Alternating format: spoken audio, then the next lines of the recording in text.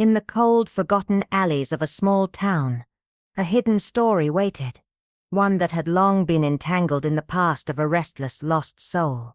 Even now its secret lay buried in those streets, where fear and desire had once crossed paths. But when a stranger arrives, searching for his own identity, he unknowingly alters not just his fate, but the lives of those around him. Yet, will he uncover the truth about the people he trusts? And how far will he go to unravel the mystery? And the hidden secret, how hard will it be for him to discover it? It was the kind of evening that Miss Marple always found oddly comforting. A quiet, almost tranquil night that seemed to belong to small villages like Larchwood, where life moved at a pace slower than the passing clouds. The rain fell softly, persistently, wrapping the narrow lanes in a fine mist that blurred the golden glow of cottage lamps spilling from windows. Inside Mrs. Winthrop's cozy parlor, the ticking of the clock was a steady companion to the crackling fire that danced in the hearth, its warmth spreading through the room like a forgotten memory. The sharp click of Mrs. Winthrop's knitting needles filled the silence, an audible rhythm that punctuated the quiet, as the older woman recounted small-town gossip, insignificant yet somehow significant in their own right. Who had planted roses too close to the neighbor's hedge? Who had been seen speaking to the butcher, even though they were supposed to be vegetarians? It was all so trivial, yet somehow Miss Marple, who sat in the corner armchair, listened attentively, half engaged, her hands weaving a pale blue yarn into the beginnings of a cardigan sleeve. The evening was peaceful, a calm rhythm of conversation and knitting, until her eyes, quite by accident, wandered to the window across the lane. For a moment, Miss Marple thought it was nothing, a trick of the rain perhaps, or the distorted reflection of the glass. But no, there it was again. A figure, tall and still, standing motionless in the window of the house opposite, Greystone Lodge. The figure was cloaked in a dark coat, the collar turned up against the storm. Even from a distance, Miss Marple could sense something unsettling about the posture, a hesitancy, as though the person was not supposed to be there, a furtive stillness in their presence. The face was shrouded by the reflection of the rain, making it impossible to discern any details. Yet the unmistakable sense of someone standing there, unmoving, watching, was undeniable. Miss Marple's fingers stilled in their knitting. Greystone Lodge had been abandoned for quite some time, ever since Colonel Braithwaite had sealed it up and left for his sister's house. There hadn't been a light in the windows for weeks, and no footsteps had disturbed its gravel path. Yet here, in the gloom of this very evening, someone stood there, silent, watching. Mrs. Winthrop's laugh was quick and dismissive, the kind of nervous laugh one offers when they don't want to acknowledge something unsettling. "Oh, it's just the old shadows playing tricks on you, dear. That house is as empty as the day it was built." Miss Marple didn't respond. Her silence often said more than words ever could. She simply returned to her knitting, her expression mild, but her mind was already racing. Mrs. Winthrop filled the silence with more reassurances, suggesting it was probably just someone seeking shelter from the rain, or perhaps a boy cutting through the garden on his way home. It was nothing, she insisted, but Miss Marple had learned long ago that in small villages, people rarely see what is truly there. They see what they want to see, what they expect, what they fear, but seldom the unembellished truth. And the truth, as far as Miss Marple was concerned, was clear.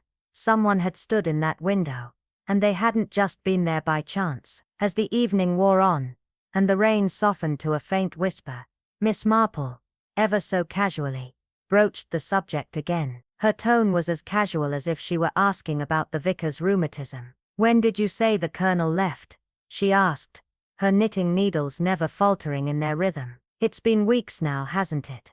"Oh, much longer," Mrs. Winthrop replied, eager to move on to safer ground. "The place has been shut up since then. No one's been in or out, except for old Jenkins airing it once a month. No visitors, no tenants, no caretakers staying overnight. The house has been empty." Yet Miss Marple's mind remained sharp, calculating. The house was supposed to be empty, but someone had been there. Someone had stood at that window. Miss Marple tucked the information away in her mind, like a stitch placed with deliberate care into a growing pattern. She knew, from long experience, that once a pattern begins to form, the truth is never far behind. As the evening grew quieter, and the firelight flickered in the hearth, Miss Marple's needles moved steadily, matching the rhythm of her thoughts. A figure at the window, a house that had been empty for weeks, a village that preferred to dismiss things as figments of imagination or coincidence. But Miss Marple had lived long enough to know that the first glimpse of something odd,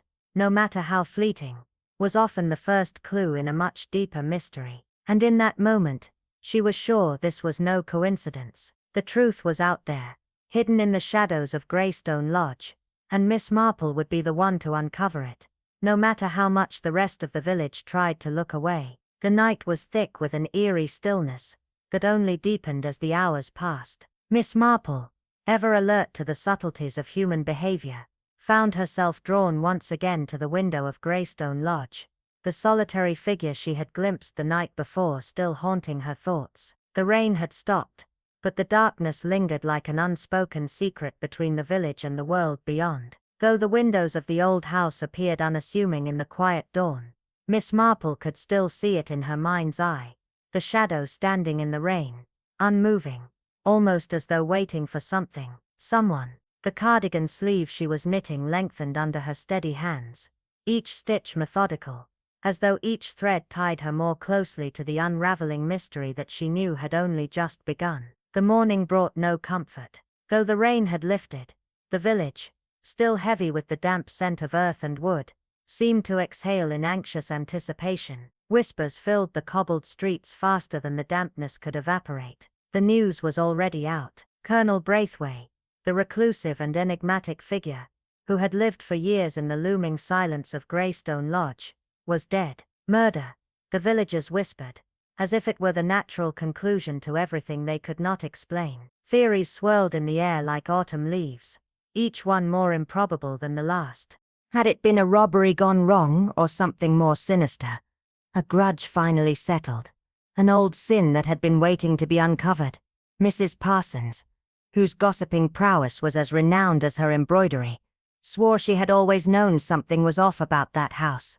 Gibbs, the postmaster, nodded gravely, recounting the many rumors of the colonel's murky past and the inexplicable oddities surrounding him. But Miss Marple, seated in the corner, merely listened, her face the picture of serenity. She had seen it all before, the village's ability to cling to its own narratives, to spin the simplest of truths into tales of horror and wonder. And yet, as the town spoke, Miss Marple's mind moved swiftly, connecting the dots, seeing past the surface of the gossip. The police arrived just as the sun began to cast long, tired shadows over the village. Their boots crunched over gravel as they made their way into Greystone Lodge, the air thick with their authority. Inside, the scene was chilling in its calmness. Colonel Braithwaite sat in his faded armchair, his body limp, the once proud gaze fixed toward the window, as though he had been watching something just beyond the glass, something that had claimed his attention until the very end.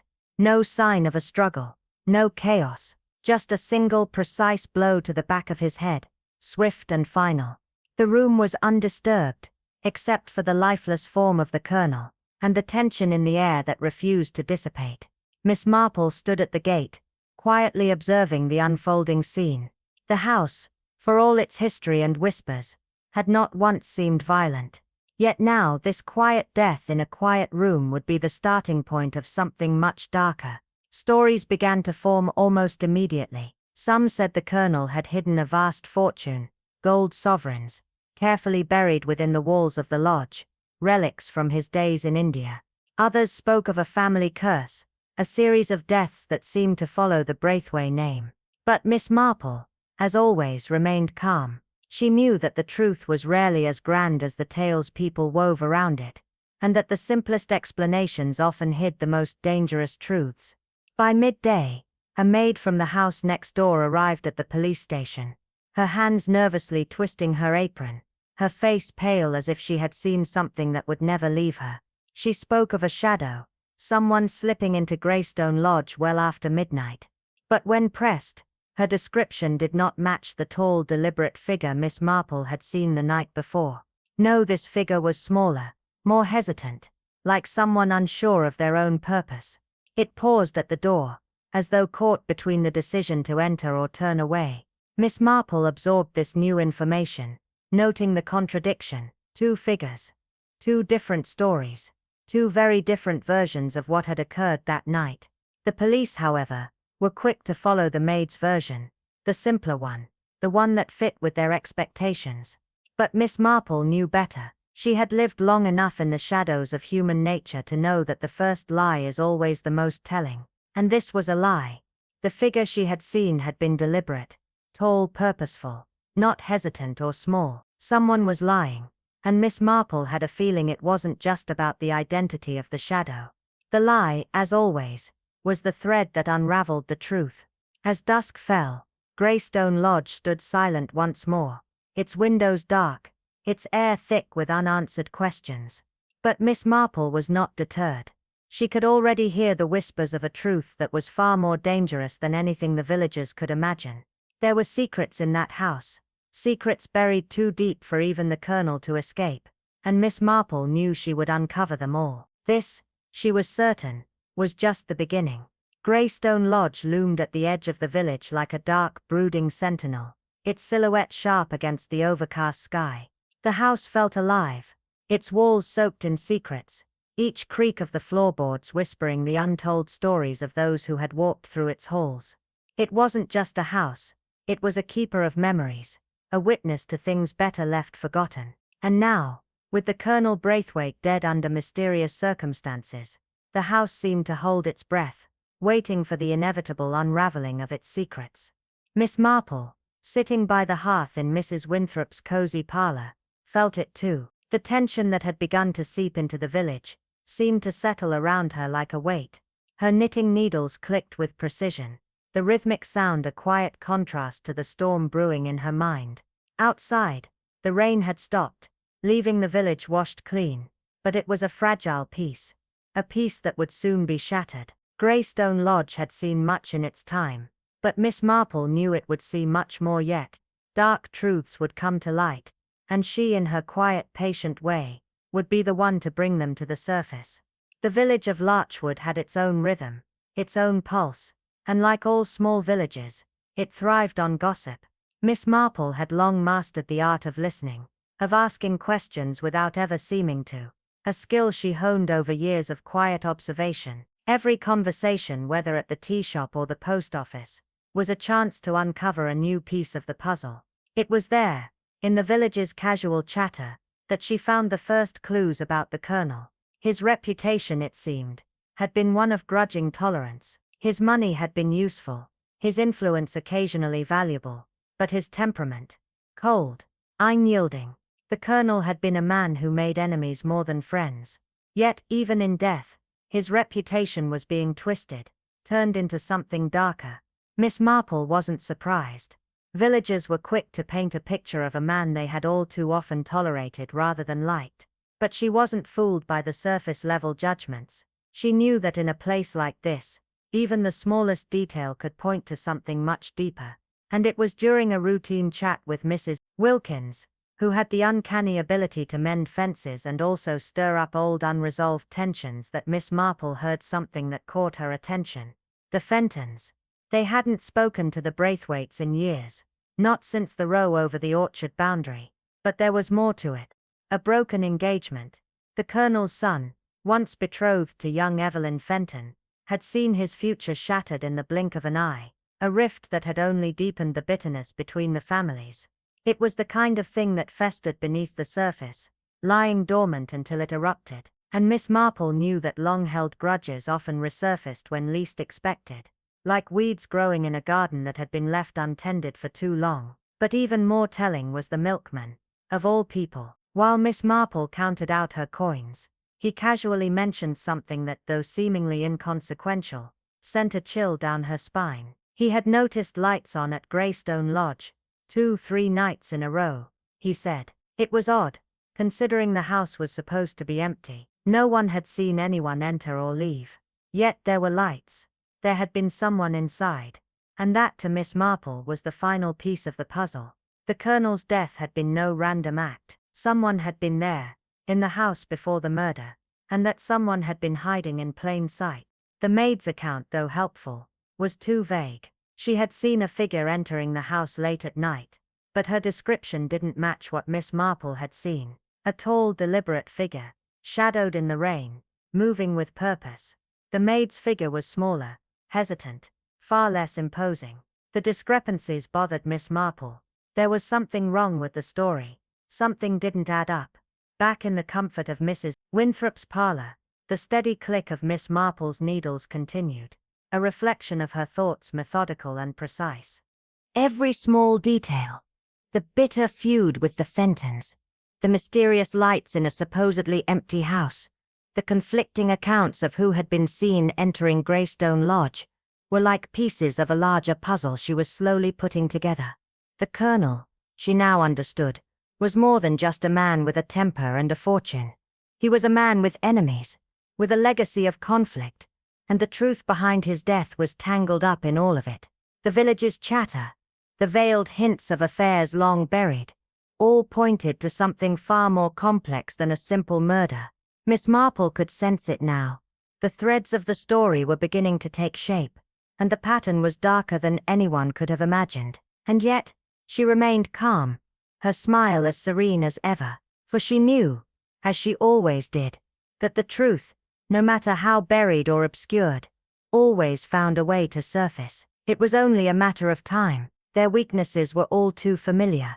Greed, resentment, guilt. These were the threads that wove through every village Miss Marple had known, like a pattern etched deep into the fabric of human nature. She adjusted the ball of yarn in her lap, her fingers moving methodically, tracing each movement with the precision of a mind always at work. Her gaze never wavered from the task at hand, but her mind, sharp and watchful, was always observing, always processing. The storm outside began to intensify, a soft, almost eerie veil descending upon the village, obscuring the world beyond her window. Yet, despite the dampness that pressed against the glass, she continued her work with deliberate slowness. In time, she thought, the entire pattern would reveal itself, just as it always did, each piece falling into place when the moment was right. By evening, the rain returned in full force, its rhythm tapping against the windows, as though urging the village to reveal its secrets. Miss Marple, settling more comfortably into her chair, instinctively looked toward Greystone Lodge, the house standing solemn and silent against the darkening sky. Old habits die hard, after all. As her eyes scanned the familiar silhouette of the building, something caught her attention. A figure. No, someone. At the window. But this time, the storm did not obscure the truth. The figure was not the broad-shouldered form of a man, as Miss Marple had expected. No, it was the slender outline of a woman, her features briefly illuminated by a flash of distant lightning. The woman's face was pale, framed by dark, damp hair that clung to her skin, her expression one of indecision. She stood still, caught between two decisions, whether to step forward or retreat. Miss Marple's knitting paused for a mere heartbeat, her mind quickly processing what she had seen. A woman, not a man, and that in itself was enough to shift everything. In that moment, Miss Marple knew that this encounter was not random, not accidental. The woman at the window was no ordinary trespasser. The way she stood, rigid, tense, her hands clutching at the collar of her coat as though the cold mattered little, spoke volumes. It wasn't guilt that held her there. It was hesitation, a hesitation so palpable Miss Marple could almost feel it. The woman wasn't hiding from view, not in the way most would when they trespassed, afraid of being caught. No, there was something else at play. The woman seemed caught in an internal struggle, her presence there an unsettling contrast to the calm night. Then, just as quickly as she had appeared, the woman turned and stepped back into the shadows beyond the glass. By the time Miss Marple moved to the window, the figure had vanished, swallowed by the night and the relentless rain. But despite the fleeting nature of the encounter, Miss Marple did not feel disappointed. No, she had seen enough. This was no chance intruder. The woman had come for something, and Miss Marple was certain that whatever it was far more personal than any simple intrusion. The next morning, the village police were already congratulating themselves for solving the mystery of the nighttime visitor. A poacher, they claimed, a local figure known for sneaking around at night, trapping game when the opportunity arose. Mrs. Winthrop, ever eager to accept simple answers, was delighted by the explanation, nodding enthusiastically over breakfast. Probably trying to get at the pheasants, she said matter-of-factly, a smile spreading across her face as if the case had been neatly closed. Miss Marple, however, only smiled faintly to herself. She had learned long ago that the police favored suspects that were easy to understand, easily categorized. But Miss Marple knew better. This wasn't the work of a poacher. This was something far deeper, something rooted in the personal and the intimate. Later that day, as she sat with Mrs. Winthrop, teacups clinking softly between them, the conversation drifted toward a distant memory. Mrs. Winthrop recalled, vaguely, a woman once connected to the Braithwaite family, a woman who had disappeared under mysterious circumstances. A terrible scandal, Mrs. Winthrop murmured, shaking her head, as if the very word held weight. Something about a daughter, who left under difficult circumstances, though I can't quite remember why. As she spoke, Miss Marple listened closely, her mind sharp, sifting through the fragments of gossip and half-remembered details. The name Braithwaite caught her attention, and the mention of a daughter sent a quiet thrill through her. This woman, the one she had seen at Greystone Lodge, was not some random stranger. No, she was part of something much more intricate, tied to the past in ways the villagers would never suspect. The way Mrs. Winthrop eagerly filled in details no one had asked her to, that in itself was telling. It was a small slip, but Miss Marple noticed it. The eagerness to provide answers where none were sought. That, more than anything, spoke volumes. As evening settled in, and the house sank into the familiar stillness of night, Miss Marple's thoughts returned once more to the window across the lane. Windows, she knew, were never deceiving. They reflected only what was before them. It was the eyes of the observer that shaped what they saw, and what Miss Marple had seen was not a trespasser, not a thief, and certainly not the clumsy movements of a poacher. No, the woman had come to Greystone Lodge with a purpose Miss Marple was beginning to understand, though the full picture remained shrouded in darkness. The truth, Miss Marple thought, was hidden in the shadows of the past, and that truth, whatever it was something she would uncover, in time. With each click of her knitting needles, Miss Marple allowed herself a rare moment of certainty. The woman at the window had not come out of curiosity or malice. She had come with knowledge. She knew something about Greystone Lodge, about the people inside, about the death that had occurred there, and Miss Marple, patient as ever, knew that the rest of the story would reveal itself soon enough. It was only a matter of time. Miss Eliza Harrington believed deeply in the unsettling silence of small villages, the kind that didn't simply come with the wind, but one that grew out of secrets left to rot beneath well-swept doorsteps and behind lace curtains drawn too early. Dunstow Hollow was just such a place, quiet on the outside, but humming with whispers beneath its breath. When news drifted through the hedgerows and along the cobbled lanes that something had happened at Aldervale Manor, something not quite named, but spoken with eyes wide and voices low, Eliza didn't rush. She prepared. She baked her lavender biscuits with steady hands, wrapped them in linen, and made her way up the winding lane, not as a gossip, but as a woman who understood that darkness often knocked before it entered. The manor rose before her like a memory too large to forget, its stone facade grayed by time, the ivy growing thicker with each passing year, as though trying to strangle the place into silence. The constable on the porch was fresh-faced, barely past his school days, and he let her through with the kind of gentle dismissal people often offered women like Eliza, soft-voiced, slow-stepping, but far from blind. Inside, the air was cold and hollow, the rooms echoing with a stillness that suggested more than grief.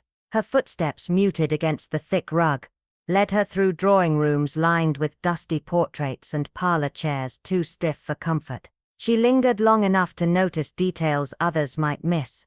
A photograph slightly ajar, a scent of pipe smoke in a room supposedly untouched for years, and the unmistakable hush of a house trying very hard to pretend it hadn't just been witness to something unforgivable. It was in the sitting room that her attention locked on a photograph partially hidden behind a vase of lilies whose petals had browned at the edges, left to decay rather than be replaced. The man at the center, Gareth Huxley, looked exactly as she remembered him, proud, unsmiling, carved from the same stone as his house. But the woman beside him was another story. Her smile was too tight, her gaze not at the camera but off to the side, as though she'd heard something just before the shutter clicked. Eliza's pulse slowed. That wasn't Eleanor, Gareth's wife, who had died in a quiet scandal years ago. This woman, Eliza had seen her before, long ago. Clara Montrose, the girl who vanished the night the vicar's son was pulled from the mill pond, blue-lipped and broken.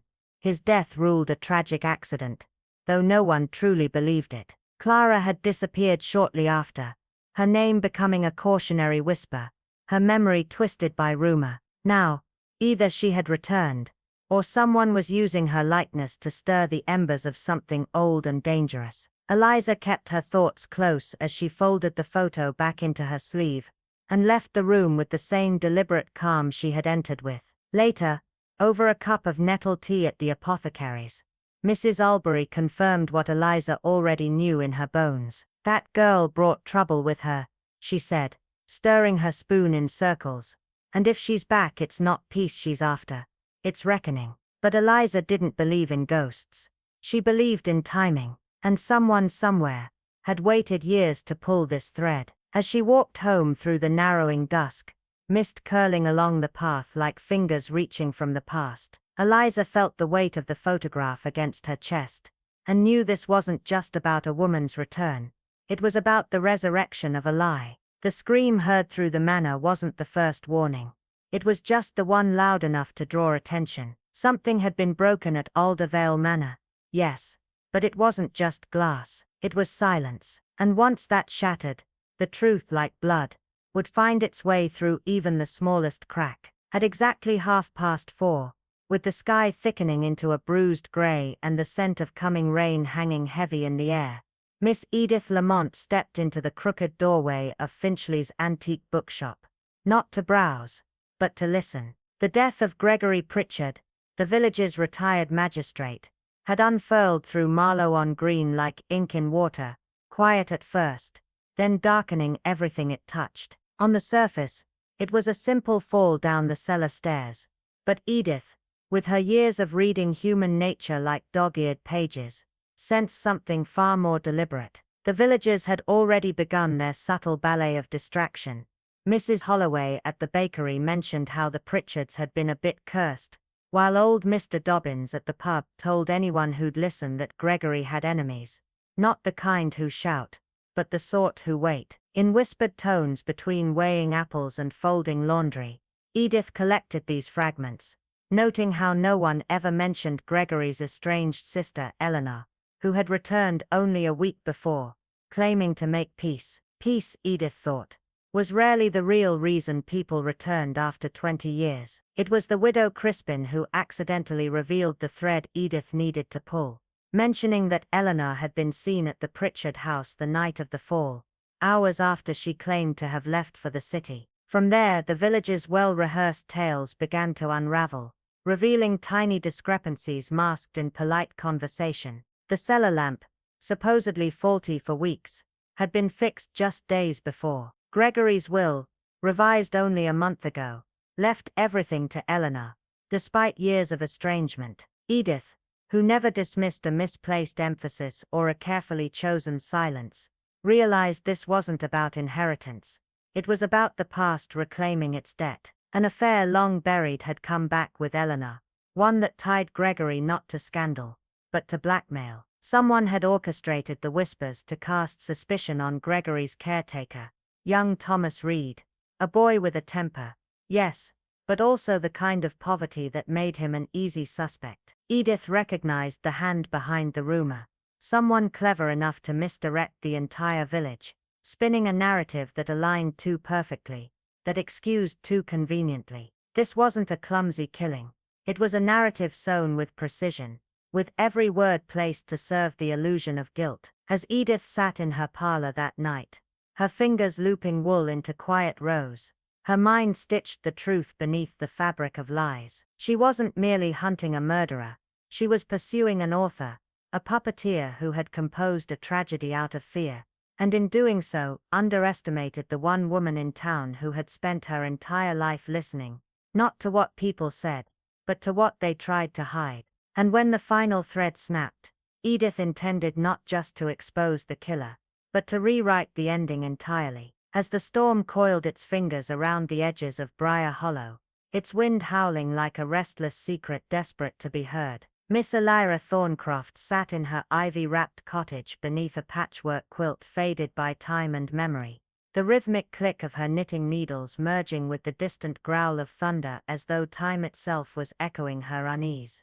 Her thoughts drifting far from the wool in her lap to the shadowed corridors of a mystery that refused to settle. It had been 3 days since Edwin Hargrove, reclusive, sharp-tongued and notoriously private, was found dead inside his crumbling ancestral estate, Thornmere House, a place that loomed over the village like an old sin never confessed. It was said he died of a fall, though the bruises on his wrists and the shattered clock stopped precisely at 9:47 whispered otherwise. The police chalked it up to clumsiness and time-worn stares, content with the simplicity of an explanation that wouldn't ruffle the village's illusion of order. But Elira knew better. She had seen the light, a brief flicker like a breath in fog, glowing in the attic window long thought to be sealed, since Hargrove's sister vanished 2 decades ago, her disappearance still discussed in hushed tones at the tea shop. That night, amid the storm's crescendo, Elira's gaze had been drawn upward,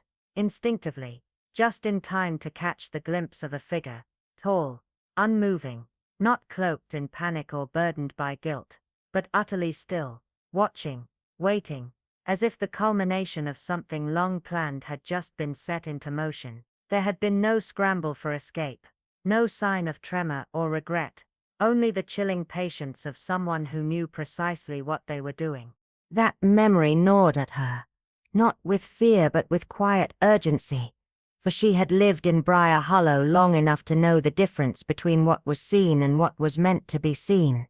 By morning, Edwin Hargrove was gone, his face twisted mid-thought, and Isaac Bell, the drifter with a scar on his cheek and silence in his soul, was found barely conscious in the woods, the old silver compass clutched in his hand like a curse. The villagers, ever eager to exchange uncertainty for outrage, named him murderer before the coroner had even closed the door. Bell had no alibi, no roots, and most importantly, no one willing to speak in his defense, just the way someone had intended it. Yet for Elira, the pieces refused to fit so neatly. The compass was a relic, Edwin kept in a locked drawer.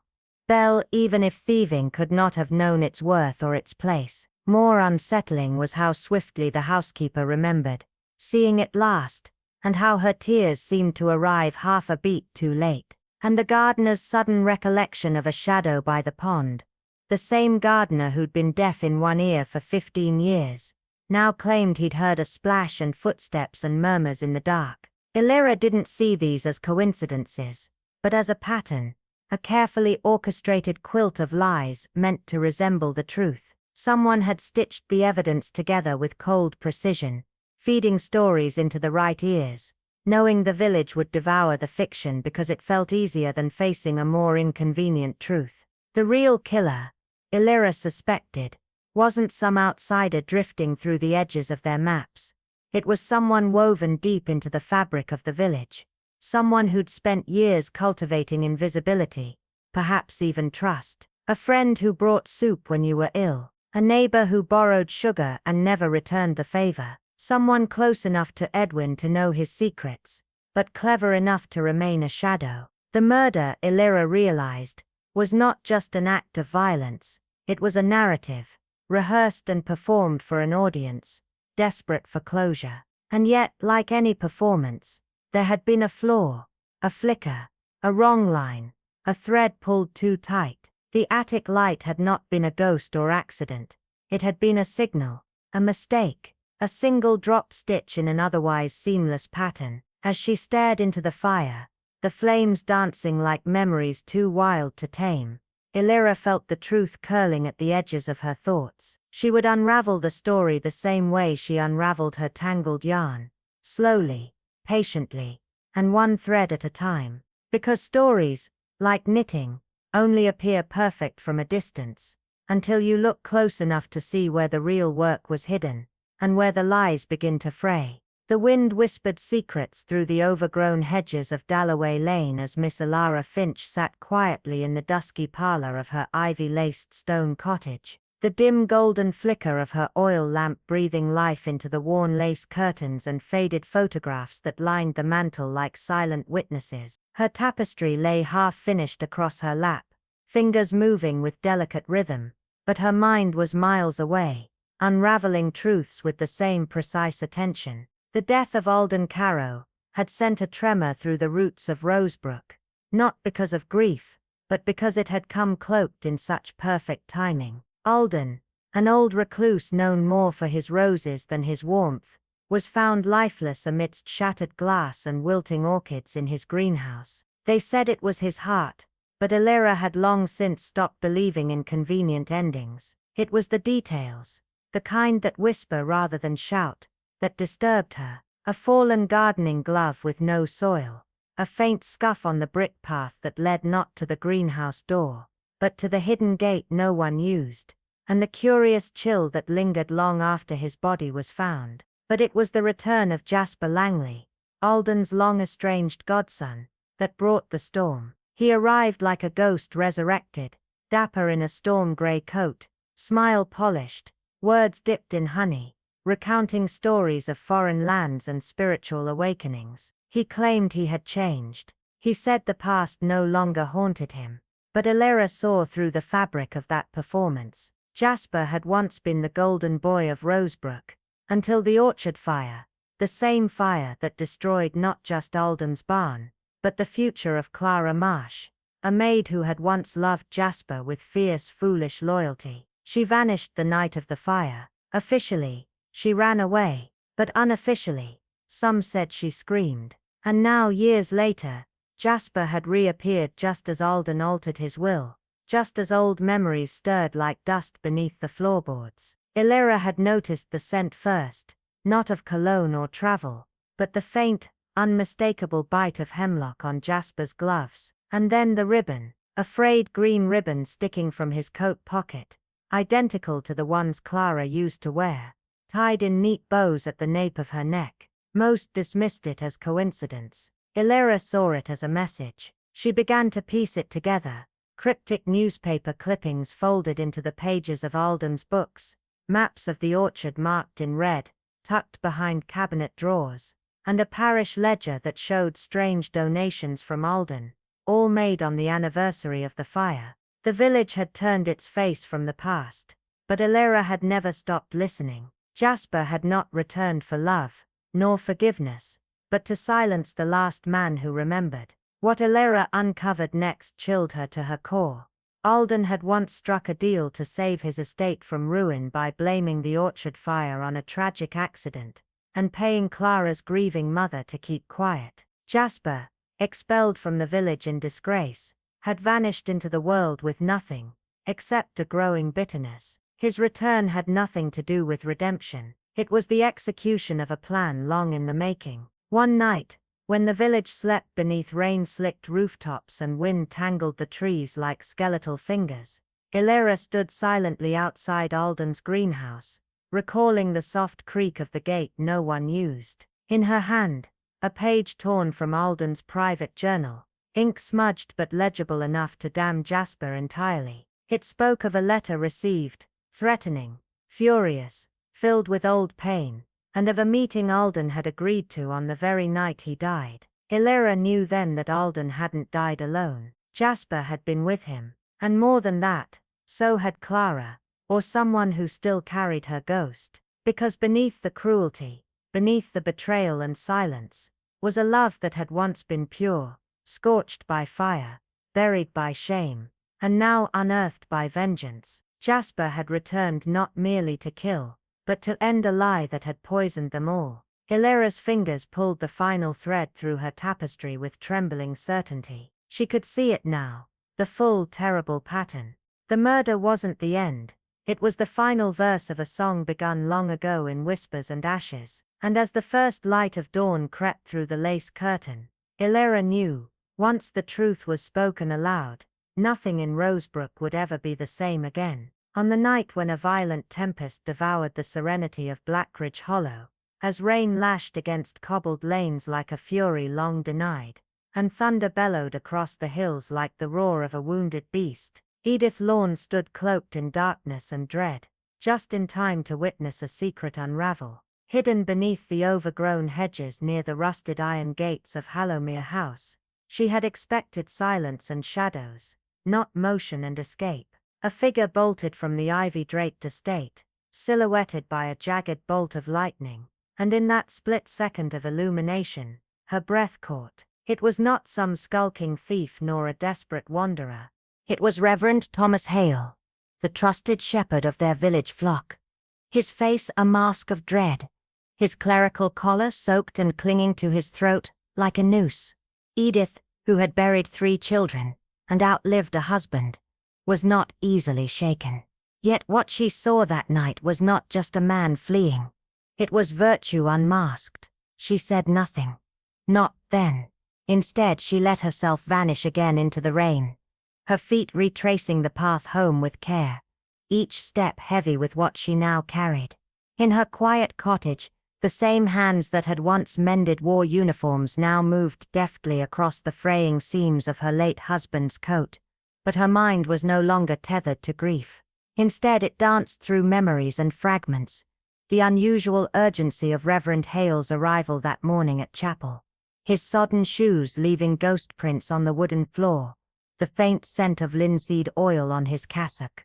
And she remembered too the late Maribel Thorne's voice, brittle and bitter, muttering just days before her death about correcting wrongs and setting things to rights, about changing her will to support the orphanage she'd built from grief after losing her only child. Everyone knew Maribel had once trusted Reverend Hale, trusted him too much perhaps, but no one suspected just how far he might go to keep her silent. Officially, Maribel's fall from the upper gallery was ruled an accident, an old woman's misstep during a storm. But Edith, who had helped sew the very cushions of that library room, knew that balustrade had been repaired last winter with iron bolts strong enough to weather generations. A fall like that wasn't chance, it was calculated, and the motive was buried deep in the vestry ledgers.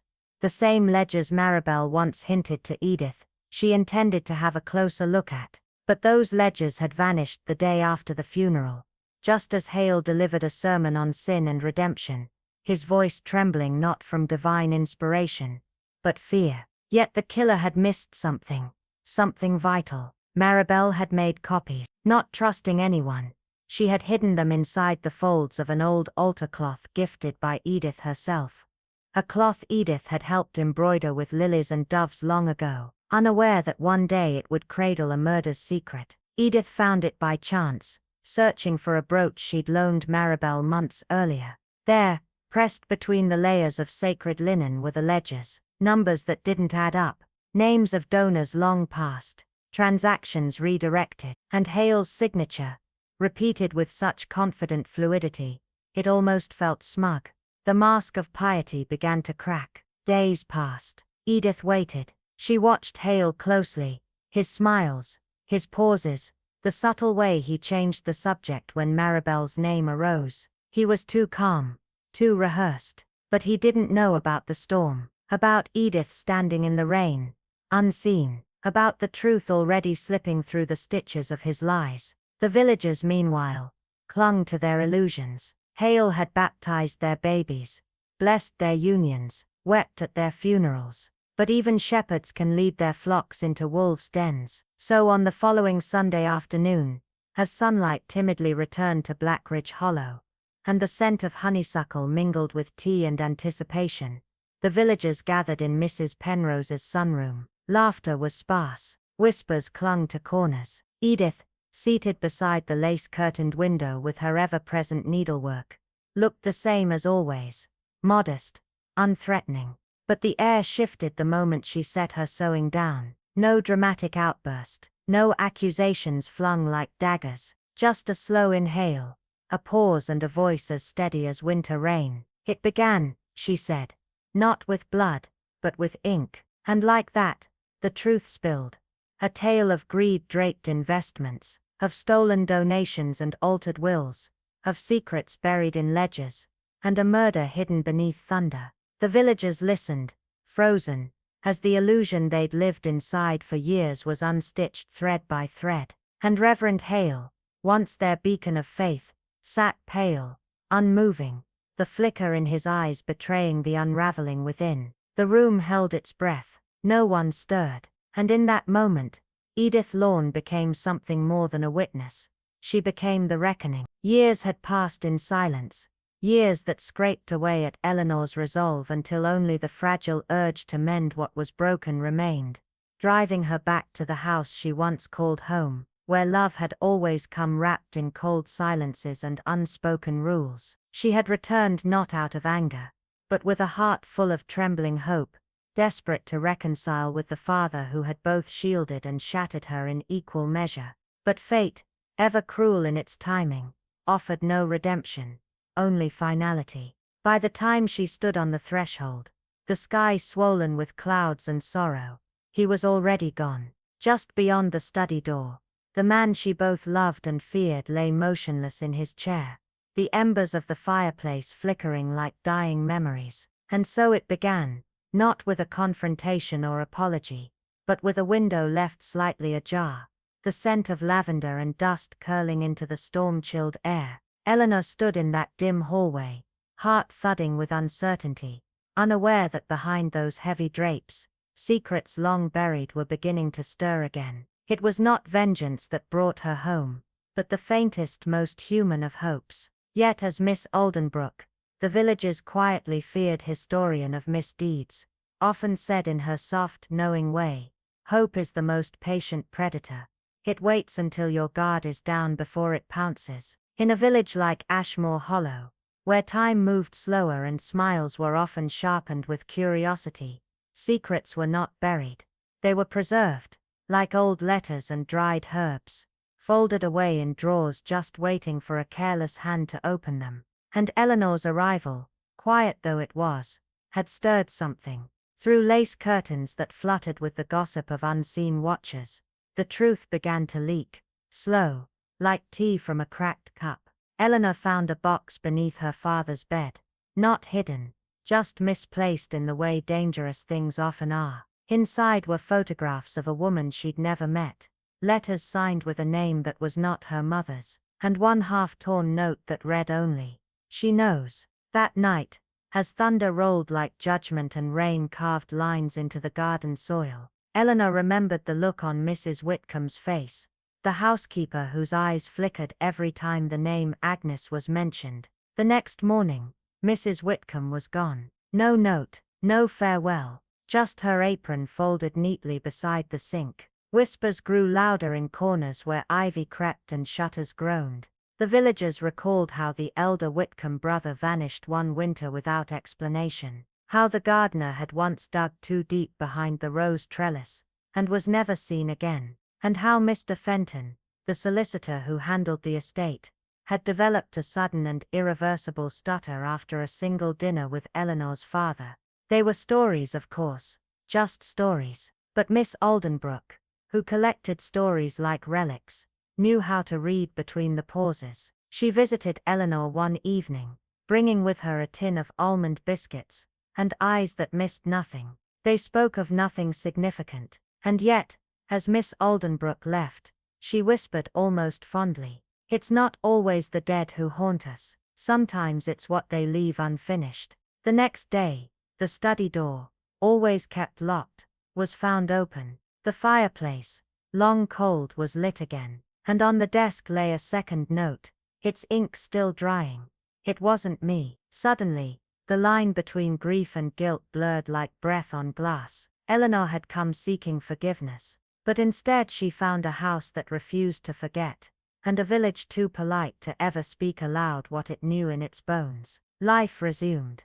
Tea was served, letters posted, but now the air in Ashmore Hollow carried a chill that hadn't been there before, a quiet dread that something had been disturbed.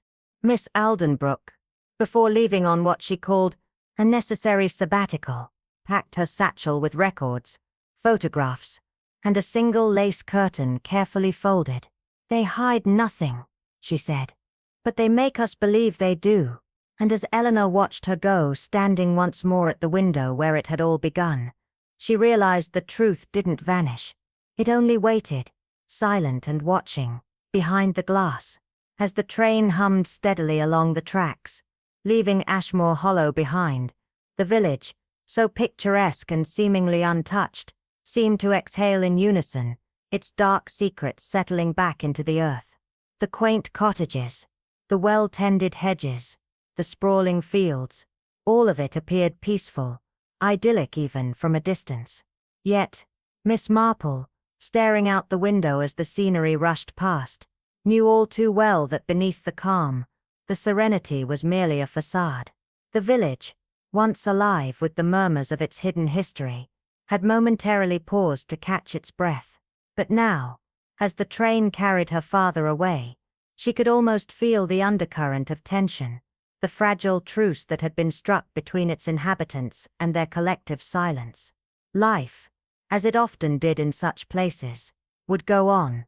Scones would be baked, roses would be trimmed, and polite greetings exchanged along the cobblestone streets. Yet Miss Marple knew better. In villages like Ashmore Hollow, things were never as they seemed. The story of Greystone Lodge, which had unfolded so tragically within its walls, would continue to be whispered in corners, passed from one person to another, like a ghost that refused to rest. As she sat there, her knitting needles clicking together in her lap, Miss Marple couldn't help but reflect on the peculiar nature of these small towns. The same patterns always emerged, no matter the location or the people involved. A death would shake the ground, send ripples through the community, and eventually, things would settle. Gossip would give way to rumor, which would fade into the past, until only fragments of the original story remained, distorted by time and selective memory. But Miss Marple wasn't fooled. She had seen it before, and she would see it again. The same motives, the same human flaws, fear, greed, jealousy, betrayal, love, drove people to the unthinkable. The villagers might tell themselves that they lived in a place untouched by the darker impulses of the world. But Miss Marple knew differently. Every village had its secrets. It was just a matter of who was willing to uncover them. As the train rumbled on, Miss Marple's thoughts turned to the true nature of the village's fabric. The lace curtains, so delicate and innocent, had always fascinated her. They were the perfect symbol for village life itself, graceful, charming, and ever so polite on the outside, yet they concealed so much. Beneath them, secrets festered, buried beneath layers of civility and tradition. A flirtation here, a whispered betrayal there, small things at first, but they could twist and grow, shaping lives in ways the villagers would rather not acknowledge. Miss Marple had long ago learned that murder, in its purest form, rarely came from evil or madness. It was far simpler than that. It came from ordinary, all too human emotions, the desperate need for love, the hunger for power, the sting of betrayal. It wasn't the grand villains that were most dangerous. It was the people who blended in, who poured tea and remembered birthdays, who smiled kindly but harbored deep secrets. And Miss Marple, with her sharp eyes, and even sharper mind, had a gift for seeing through those facades, for peeling back the layers of a person's life to reveal the raw, often uncomfortable truth beneath. The story of Margaret and her return to the village was a testament to that. The daughter who had spent years in silence, distant from her father, coming home not out of vengeance, but out of hope.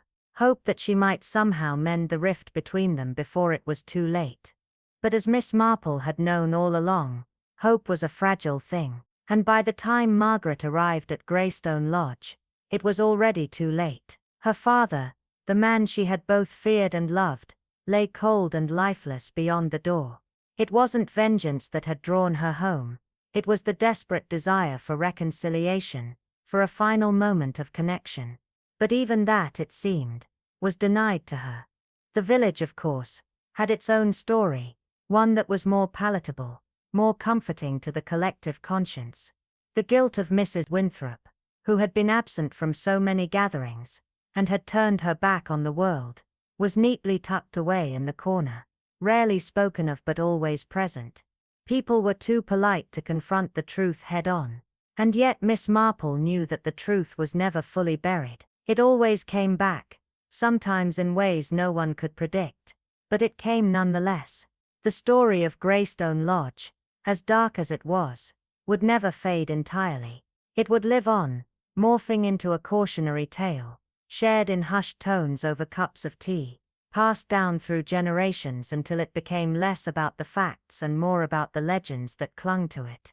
As Miss Marple's train sped away from the village, the familiar landscape of rolling hills and stone walls turning to mere blurs, she couldn't help but feel a sense of quiet satisfaction. The case had been solved, yes, and justice had been served. But the heart of the matter was far deeper than the murder itself. It was about human nature, the complicated, often contradictory impulses that drove people to do what they did. And Miss Marple, for her part, would always be ready to unravel the next mystery, wherever it led her, because in the end, it was never about the crime. It was about the people involved, their fears, their desires, their deepest, darkest secrets, and how those secrets had the power to shape their fates. And as Miss Marple settled into her seat, her knitting needles clicking with a familiar rhythm, she couldn't help but smile softly to herself, for she knew that in every village, every town, and every corner of the world, there were always more stories waiting to be discovered, more secrets to uncover, and she, as always, would be ready to see them for what they truly were, because sometimes, the truth wasn't hidden behind lace curtains at all. It was sitting right in front of you, waiting for the right person to notice. And Miss Marple was always that person,